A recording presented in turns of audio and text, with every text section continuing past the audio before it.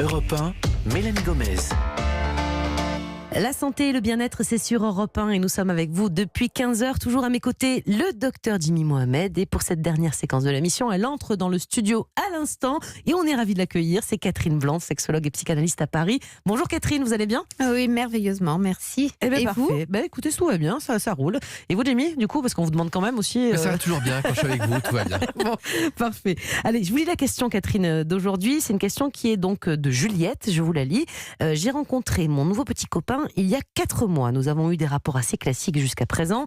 J'aimerais me lancer dans la fellation, mais j'ai peur d'être maladroite. Vous auriez des bons conseils à me donner? Alors Catherine, je sais que vous n'aimez pas d'ailleurs des règles bien établies toujours, mais bon, est-ce qu'il y a une bonne technique? On va voir. Pourquoi Juliette d'abord, elle angoisse à l'idée de pratiquer une fellation? Qu'est-ce qui lui fait peur, vous pensez? Alors, la fellation, c'est intéressant parce que, où les femmes sont dans l'inquiétude parce qu'il y a une sorte de défiance à l'égard du pénis, c'est par rapport à elle que se pose la question, tandis que là, c'est la peur d'être maladroite. Et ça, c'est intéressant parce que finalement, c'est prendre un pénis dans sa bouche. Or, nos bouches ont des dents.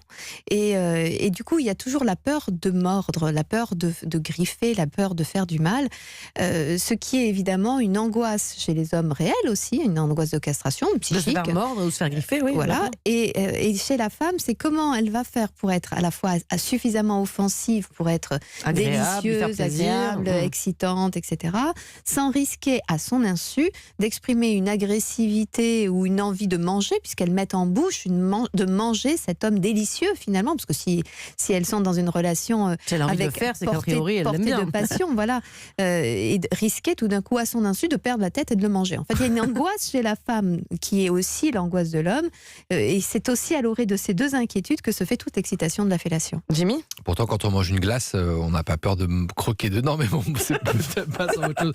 Mais parce que là, on dit qu'elle a peur, elle est inquiète d'être maladroite et de faire mal. Mais peut-être qu'aussi, elle est peut-être un peu dégoûtée. Peut-être que le goût, l'odeur, finalement, ça peut aussi la rebuter. Parfois, ça peut être quelque chose qui bloque.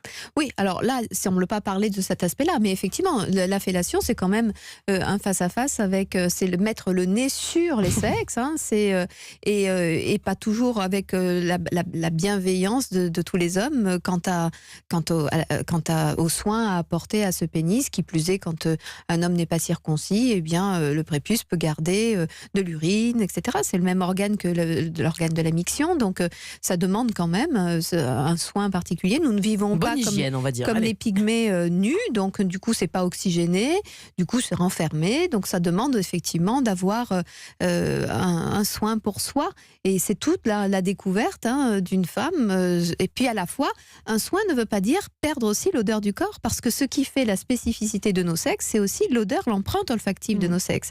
Et si elle a envie de se lancer, en même temps, c'est qu'elle doit l'aimer, cet homme, quand même. Enfin, elle doit aimer son odeur, peut-être pas à cet endroit-là, je sais pas. Mais elle doit aimer son odeur, oui, parce que si c'est pour faire une fellation à mon savon, c'est tout à fait autre chose. On n'est pas dans de la sexualité. Ce qui est intéressant dans la sexualité sont aussi les odeurs de la sexualité, mais bien sûr, il faut qu'il y ait que les odeurs de la sexualité. Il y a aussi la peur de l'éjaculation, éventuellement, parce que ça aussi, ça peut être une angoisse pour les femmes. Elle a peur peut-être que cet homme, il prenne tellement de plaisir et elle a peut-être pas envie d'avoir une éjaculation en faisant une fellation, quoi. Bien sûr, en général, les hommes sont quand même délicats. Ils disent attention, je vais venir, ou arrête, je vais venir, ou tu es trop excitante, etc. Ça peut être une crainte. Mais ça peut être une crainte, parce que la liberté reste pleine et entière de n'aller que là, que jusqu'où on peut aller, où on veut aller, et où on assume tranquillement. On n'est pas obligé, dès lors que l'on a commencé à faire une fellation, de poursuivre. Bien sûr. Voilà.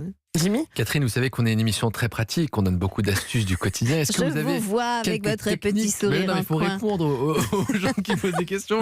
Alors, votre question, Jimmy. Oui, non, mais qu'est-ce qu'on peut lui conseiller? Est-ce que vous avez une technique ou quelque chose? Moi j'ai une Il aime technique. bien les fiches techniques. Jimmy, il a fait médecine, alors il faut lui expliquer les choses simplement, anatomiquement parlant. C'est quoi la méthode pour la fellation parfaite, quoi? C'est ça qu'il veut savoir. Alors d'abord, il n'y a pas de fellation parfaite, dans le sens où toutes les sensibilités ne sont pas les mêmes.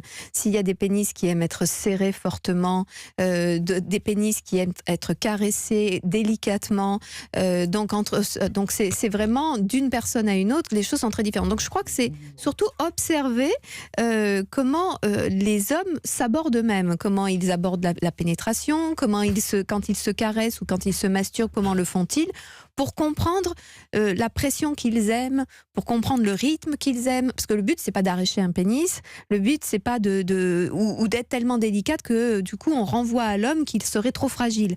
Parce que certains auront le sentiment d'être fragiles si on ne les tient pas de façon avec vigueur, et d'autres ont le sentiment qu'on veut les déposséder de leur sexe, qui crée une anxiété. Donc ça s'apprend, c'est finalement... Comment ça s'apprend pour pas mordre au moins? Eh bien, ça s'apprend dans la relation. Donc on a bien compris, quand on fait l'amour, comment un homme se touche, se caresse, ou le rythme qu'il a.